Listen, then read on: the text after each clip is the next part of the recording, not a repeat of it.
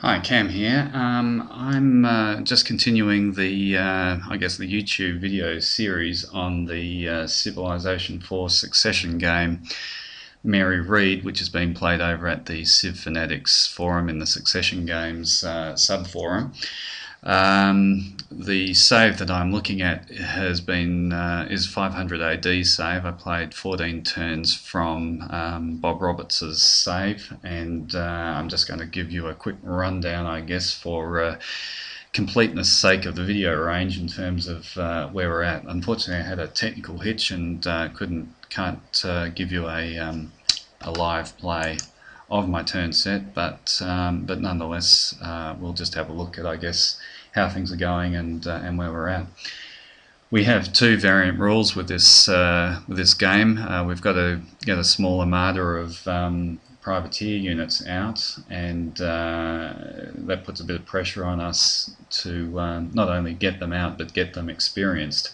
Puts a bit of pressure on us to get to astronomy and chemistry before the AI can get too many frigates out and make a mess of our privateers. So that's one objective, and the other is the AI leader Anne Bonny, who's Boudica in disguise. The theme of the game is that Mary Read and Anne Bonny were two lady pirates who were up to no good around the Caribbean, and we've got a series of variant requirements that ensure that we stay pretty friendly with Anne Bonny.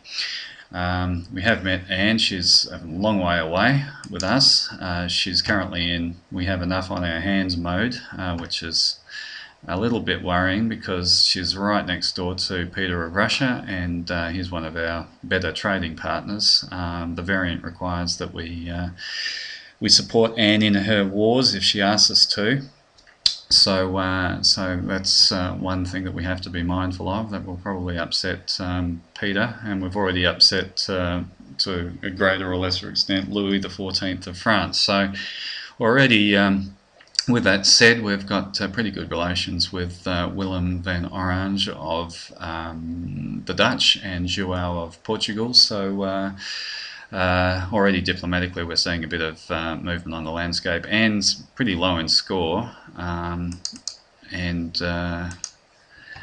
we have open borders with her. There's also a potential for gold per turn deal. Now, if we were nice and wanted to help her out, we could possibly trade her our spare horses. The pigs, if we're not too concerned about helping her out at this stage, are an option. As I said, I'm just a little concerned that she might take a swipe at Peter and then try and get us back into that.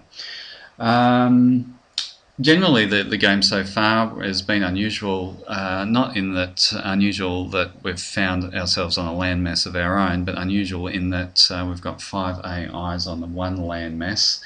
They've been keeping each other pretty busy in terms of conflict. João and Peter have been off and on at war, as has Louis and Willem. So that's kept their units and their production and so forth a bit preoccupied.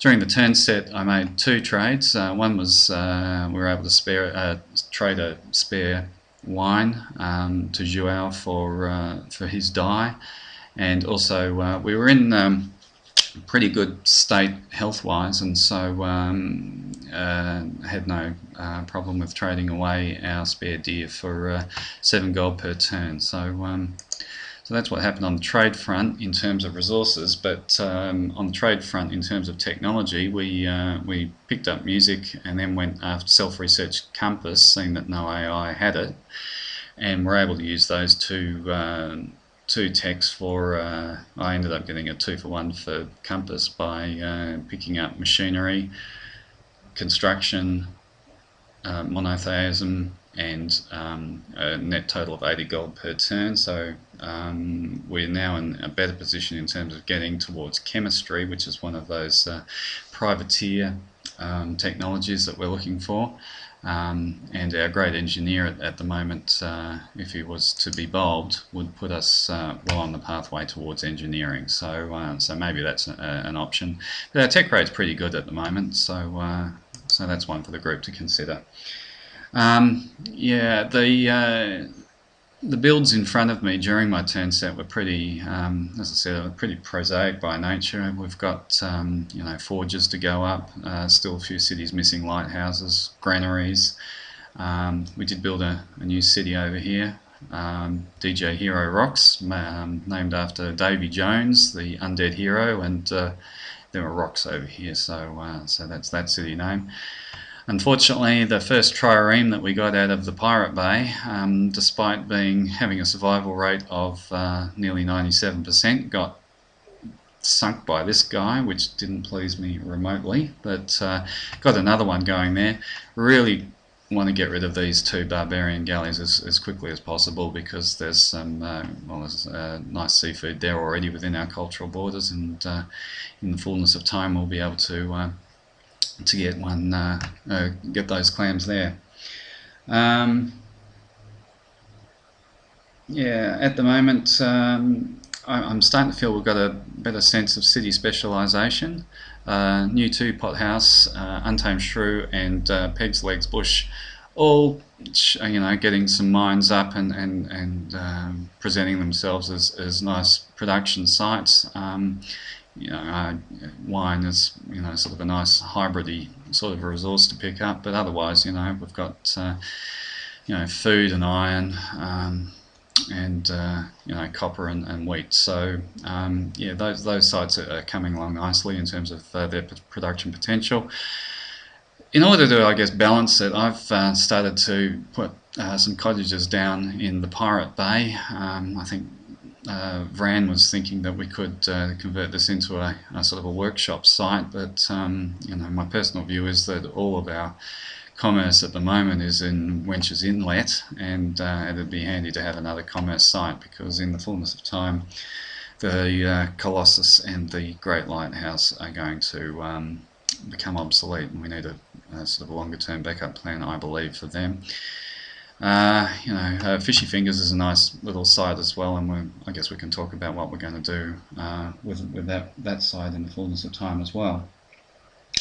Covered the trades, covered any, yeah. So I suppose, as I forewarned, the other thing, as we zip over to France, which probably should have just clicked over there, but the other thing about him is he's been collecting a lot of wonders, world wonders, and even though our own Wenches Inlet is pretty impressive in terms of the cultural output of the city, already Louis has got 2 cities in advance of Wenches Inlet in terms of that wonder potential. We have the opportunity with our great engineer to rush the Sistine Chapel at the moment. Just have a look at our builds there, but it's over there, and it's a potential one.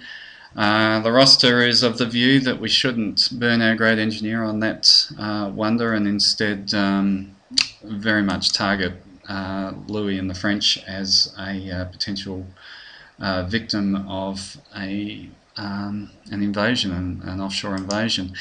We're getting very close to be able to build mace men. As I said, we picked up machinery in a trade with 2 turns, or potentially 1 turn off civil service if we rearrange our cities and our citizens and our tech rate. So whether we start putting together a mace man army, or whether we just give them city raider promotions and look at riflemen and cannons, good old faithful, is one for the roster to consider. Anyway, I think that things are moving along neatly in this turn set. We did have a bit of bad luck with missing the Great Library, but otherwise I think we made pretty good progress, and we'll see how we go from here.